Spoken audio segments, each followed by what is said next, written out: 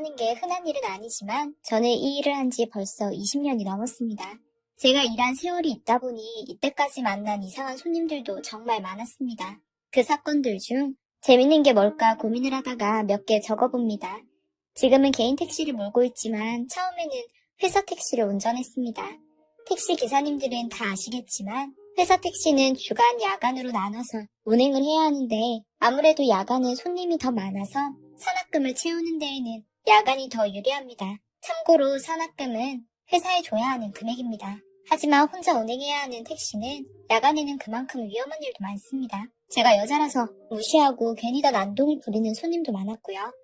야간에는 대부분의 손님이 취객이기 때문에 어떤 사고가 있을지 모르기도 하고 손님이 모르는 길로 운전하면 돈 더 받으려고 돌아간다며 머리채를 잡는 손님도 있었습니다. 야간에 운전을 하면서 손님과 시비가 붙어 고성이 오가는 경우도 참 많았습니다. 이렇게 위협을 당하고 시비가 붙으면서도 야간 운행을 하는 이유는 당연히 돈 때문이죠. 뭐니 해도 머니 아니겠어요? 그놈의 돈만 아니면 주간 운행이 몸도 마음도 더 편하고 좋죠. 회사 택시를 하던 때는 택시 일을 시작한 지 얼마 되지 않아 아는 것도 별로 없고 해서 돈만 보고 야간 운전을 많이 했습니다. 의욕만 앞서서 체력은 생각도 못했던 거죠. 그러다가 너무 힘들어서 잠시 주간 운행으로 바꾼 적도 있었으니까요. 물론 돈이 안 돼서 금방 야간으로 돌아갔지만요. 근데 주간 운행을 했을 때에도 참 특이한 손님을 한 번 태운 적 있습니다. 태우기 전에는 몰랐는데 손님이 택시에 탑승하는 순간 술 냄새가 어찌나 진동을 하는지 술통에 빠졌다고 해도 이해가 갈 정도였습니다. 대낮에 얼큰하게 취해서 해롱해롱 거리는 손님을 보고 내리라고 할까 순간 고민도 했지만 이제 와서 내리라고 하기에는 늦은 것 같아 그냥 태웠습니다. 손님 어디까지 가세요? 하고 물어보니 너네 집 이러는 겁니다. 어찌나 어이가 없던지 다시 손님 어디까지 가세요? 손님 집이 어디신데요? 하고 물으니 버럭 소리를 지르며 내 집도 모르는데 택시 운전으로 돈 벌어먹고 산다며 난동을 부리는 겁니다. 사람이 너무 어이가 없으니 웃음이 나더군요. 저도 기분이 상해서 야, 너 내려 하고 싶었지만 그래봤자 술 먹고 취한 사람에게는 말도 안 통할 게 뻔해서 그냥 꾹 참았습니다. 저보다 덩치도 큰 남자를 힘으로 끌어낼 수도 없었고요. 어쩔 수 없이 근처 지구대로 갔습니다. 경찰이 취객을 보자마자 혀를 차더군요. 경찰이 봐도 대낮부터 고주망태가 된 그 손님이 한심해 보였나 봅니다. 경찰이 취객에게 내리라고 말하는데 이 양반이 경찰 말은 엄청 잘 듣는 겁니다. 벌떡 일어나서 택시에서 내리더니 경찰에게 아이고 선생님 고생하십니다 하면서 멀쩡한 신사처럼 예의를 지키고는 택시기사가 멀쩡한 길을 돌아서 간다고 저를 흉보는 것입니다. 그때 그 모습을 보고 제가 어이가 없어서 세상에 별의별 놈 다 있네 하던 기억이 있습니다. 이 정도가 그렇게 위험하지도 않은 평범한 진상 손님 중 한 명입니다. 취객 중에서는 정말 불쾌하고 위험한 행동을 하는 손님들도 있었습니다. 대부분의 취객들은 뒷자리에 거의 드러누워서 발로 운전석을 차며 여자가 집에서 밥이나 하지 괜히 밖에 나와서 택시 운전한다며 운전을 너무 못해서 거슬린다고 운전 똑바로 하라고 소리를 지르고 욕을 합니다. 그런 수많은 진상 중에 최고는 핸들을 지 맘대로 꺾으려는 사람입니다. 그럴 때마다 심장이 어찌나 철렁하는지 죽고 싶으면 혼자 조용한 데 가서 죽지 왜 저까지 같이 죽게 만들려고 핸들을 꺾는지 모르겠습니다. 그런 취객이 타면 정말 골치 아픕니다. 힘으로 하자니 제가 밀리기도 하고 나중에 엮이면 회사 택시다 보니 나중에 컴플레인이라도 들어가면 머리가 아파집니다. 회사 택시의 경우는 손님이랑 싸우며 잃어버린 시간만큼 다른 손님을 못 태우고 또 그만큼 산악금을 충당하지 못해서 힘들어지거든요. 그러니 대부분의 경우를 꾹 참고 경찰서로 인계를 합니다. 이게 최고거든요. 하지만 그 후에는 내가 이런 일을 겪으면서까지 택시를 해야 하나? 괜히 울적해져 다른 일을 해볼까 하는 생각도 듭니다.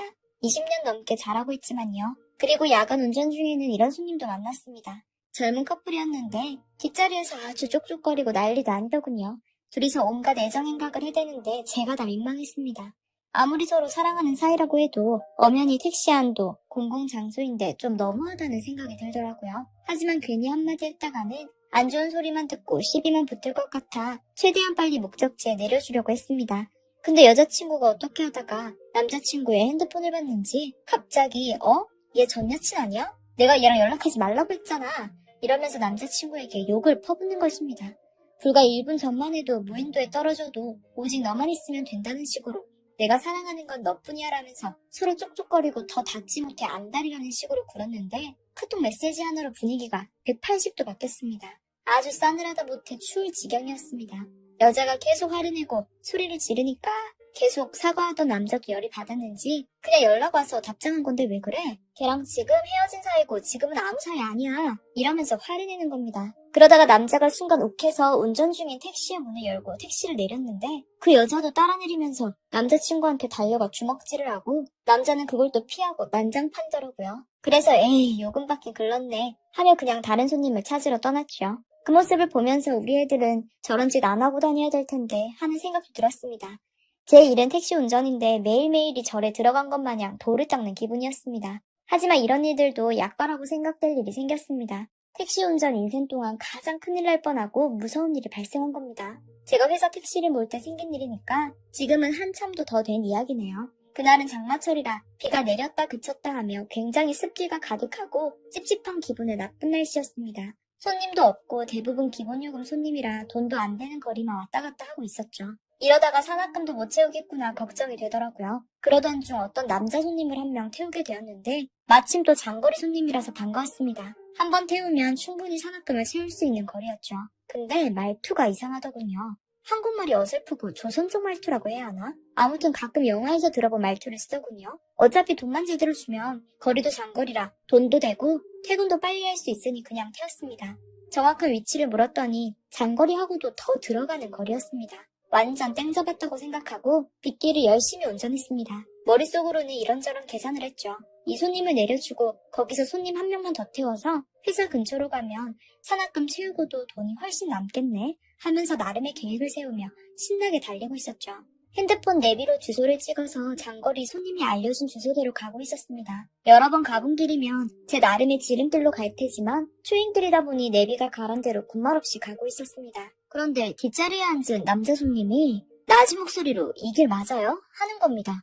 그래서 죄송합니다. 저도 초행길이라 내비대로 가고 있어요. 지름길 알려주시면 지름길로 갈게요. 하고 최대한 친절하게 얘기를 했습니다. 그랬더니 아닙니다. 그냥 그대로 가주세요. 그러더군요. 속으로는 뭐지 이 사람?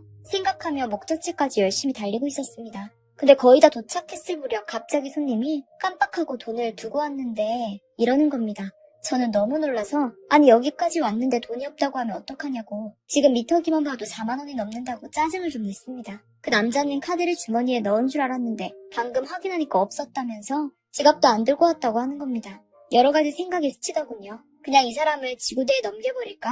아니면 재수없었다 생각하고 돈 아까워도 그냥 여기서 내리라고 할까 고민하던 중 그 손님이 제 난처한 표정을 보며 제 생각을 다 안다는 듯이 경찰서에는 넘기지 말라고 하더군요. 경찰서 가면 한국에 더 이상 있지 못한다면서 한 번만 봐달라며 충격적인 제안을 하나 하는 겁니다. 돈이 없으니 대신 물건을 주면 안 되냐고 물어보는 겁니다.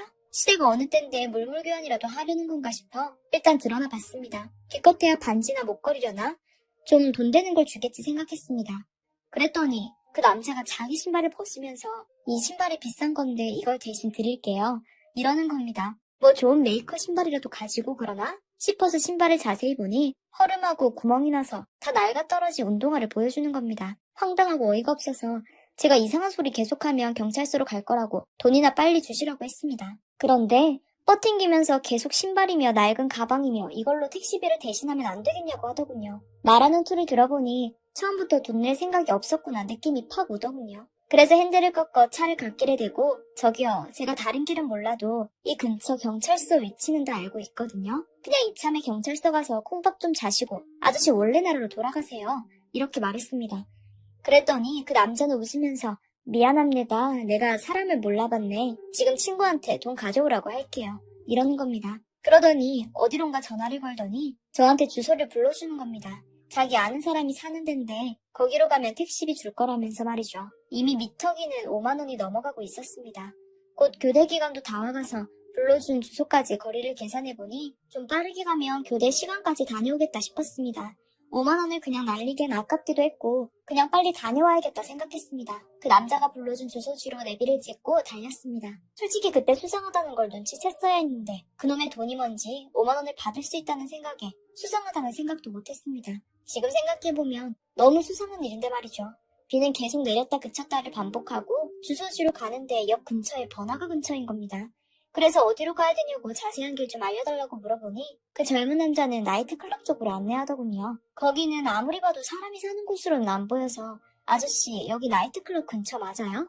하고 물어보니까 자기도 처음이라서 모른다는 겁니다. 그래도 일단 가면 친구가 나와서 돈 준다고 했으니까 그냥 계속 가라고 하더군요. 그런데 너무 불안해서 차를 멈추고 아저씨 친구분 전화번호 좀 주세요. 여기 차도 많고 길을 잘못 든 것 같아요. 이 길이 맞는지만 물어볼게요. 했습니다. 그 조선족 남자는 저를 흘게 보더니 제 폰으로 전화하세요 이러면서 폰을 건네주는 겁니다.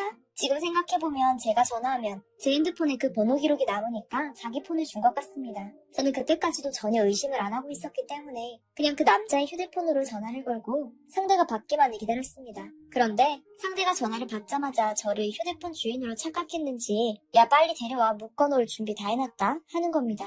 그 말을 듣는 순간 이거 뭔가 이상하다 하는 생각이 들었습니다. 보통 같으면 택시비 얼마 정도 나왔는데 라던가 언제 도착해? 내려가 있을게 라고 하는 게 맞는데 묶어놓을 준비가 다 됐다고 말하는 건 왜일까? 라고 생각하는데 순간 인신매매가 생각나며 소름이 돋더군요.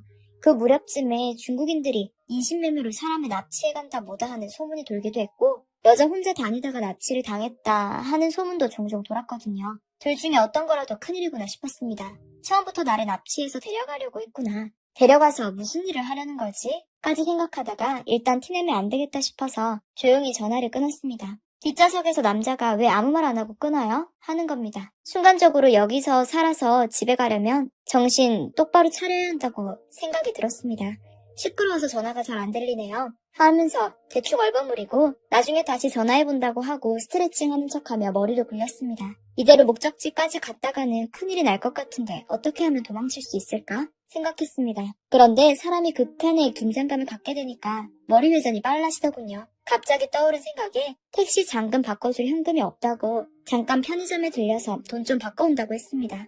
그러자 그 남자는 알겠다고 해서 택시를 급히 근처 편의점에 세워서 편의점 안에서 경찰에 전화를 했습니다. 편의점 유리문 밖으로 택시를 쳐다보며 통화를 하며 이런 상황이니 도와달라고 말하며 통화가 5분 이상 길어지니 제 택시 뒷좌석에서 그 남자가 내리더니 도망을 치는 겁니다. 하염없이 멀어지는 그 남자를 쳐다보며 택시비는 받기 글렀구나 생각했지만 한편으론 목숨을 건졌다는 안도감에 온몸에 힘이 쭉 빠지더군요. 그래서 경찰분과의 통화는 상황이 마무리되었다고 끊고 저는 편의점에서 나와 택시를 타고 잠금 장치를 잠궈 문을 다 잠궈버렸습니다. 에어컨 빵빵한 차 안에서 저는 식은땀을 정말 비오듯이 흘렸습니다. 제가 만약 그 조선족 남자 말만 믿고 그대로 목적지까지 운전했다면 그리고 돈 5만 원을 받겠다고 그 남자한테 돈을 달라고 했다면 어떤 일이 생겼을까요? 지금 생각해도 너무 무섭고 끔찍한 경험이었습니다. 그날 회사에 돌아가 이 이야기를 동료 기사들에게 했더니 다들 잘 대처했다며 자기들이 겪은 일들을 이야기해주더군요. 어떤 기사님은 옛날에 현금으로 택시비를 받으려고 했는데 뒷좌석에서 칼을 들이밀며 돈을 뺏어가는 강도를 만나기도 하고 고생하신다며 음료수를 주길래 아무 생각 없이 마셨다가 계속 배가 아파 병원에 간 일도 있었다는 겁니다. 근데 그런 일들보다 제가 겪은 일이 더 무섭다고 하시더군요. 하긴 제가 눈치를 못 챘으면 돈은커녕 제 목숨을 잃었을 수도 있었던 일이니까요. 그 후로는 비가 오는 날 밤에는 혼자서 택시를 잡는 사람은 경계하게 됐습니다. 저도 모르게 트라우마가 생긴 것 같습니다. 세상 살다 보면 이런 일도 있고 저런 일도 있겠지만 저도 나름 별의별 일을 겪었다고 생각하며 이렇게 사연을 보내봅니다. 제 이야기들을 끝까지 들어주셔서 감사합니다.